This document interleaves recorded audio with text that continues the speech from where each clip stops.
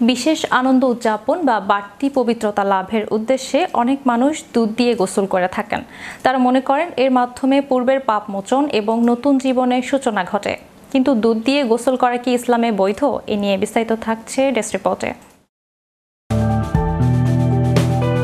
বিশেষ আনন্দ উদযাপন বা বাড়তি পবিত্রতা লাভের উদ্দেশ্যে অনেক মানুষ দুধ দিয়ে গোসল করে থাকেন। তারা মনে করেন এর মাধ্যমে পূর্বের পাপ মোচন এবং নতুন জীবনের সূচনা ঘটে। তবে ইসলামী পণ্ডিতদের মতে এই ধরনের কাজ উদ্ভট, অপ্রয়োজনীয় ও কুসংস্কারমূলক ছাড়া আর কিছুই নয়।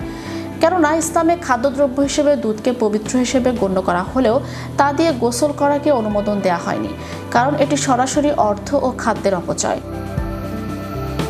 ইসলামিক স্কলাররা বলছেন, যদিও দুধ একটি পবিত্র খাবার, কিন্তু এর ব্যবহার অবশ্যই সঠিক স্থানে হতে হবে। গোসলের মতো কাজে দুধ ব্যবহার করলে এর সঠিক ব্যবহার হয় না, বরং অপচয় হয়। পবিত্র কোরআনে আল্লাহ তাআলা অপচয়কারীদের সম্পর্কের কঠোর হুঁশিয়ারি দিয়েছেন।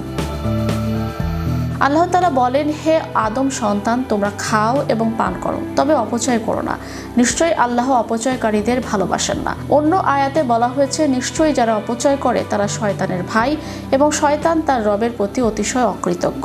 ইসলাম শেখায় কোনো অর্জন বা সাফল্যে আনন্দিত হলে মুমিন বান্দার উচিত আল্লাহর প্রতি কৃতজ্ঞতা প্রকাশ করা। এক্ষেত্রে অপবিত্র থাকলে গোসল ও উজু করে পবিত্র হওয়ার পর শুকরিয়া স্বরূপ 2 রাকাত নফল নামাজ আদায় করা যেতে পারে।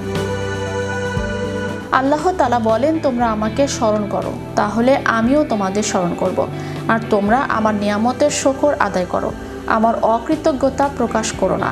শুকরিয়ার নামাজের স্বতন্ত্র কোনো নিয়ম নেই, বরং অন্যান্য নফল নামাজের মতোই তা আদায় করতে হয়। আব্দুল্লাহ ইবনে আব্বাস রাদিয়াল্লাহু তাআলা আনহু থেকে বর্ণিত একটি হাদিসে আছে, যা ইচ্ছা পানাহার করো এবং যা ইচ্ছা পরিধান করো, তবে শুধু 2টি বিষয় থেকে বেঁচে থাকো, অপচয় ও অহংকার। রাসূলুল্লাহ সাল্লাল্লাহু আলাইহি সাল্লাম বলেছেন, আল্লাহ তোমাদের 3টি কাজ অপছন্দ করেন: অনর্থক কথাবার্তা বলা, সম্পদ নষ্ট করা এবং অত্যধিক প্রশ্ন করা। সবশেষে বলা যায়, দুধ দিয়ে গোসল করে পাপ মোচনের ধারণাটি পুরোপুরি ভিত্তিহীন, বরং এটি আল্লাহর দেয়া নিয়ামতের অপব্যবহার এবং অপচয়, যা ইসলামে কঠোরভাবে নিষিদ্ধ। আনন্দ প্রকাশের সঠিক পথ হলো শুকরিয়া নামাজ আদায় করা। এছাড়া পবিত্রতা অর্জনের ও পরিষ্কার পরিচ্ছন্নতার জন্য পানি ব্যবহার করাই হলো উত্তম পন্থা। Magic Bangla TV news desk.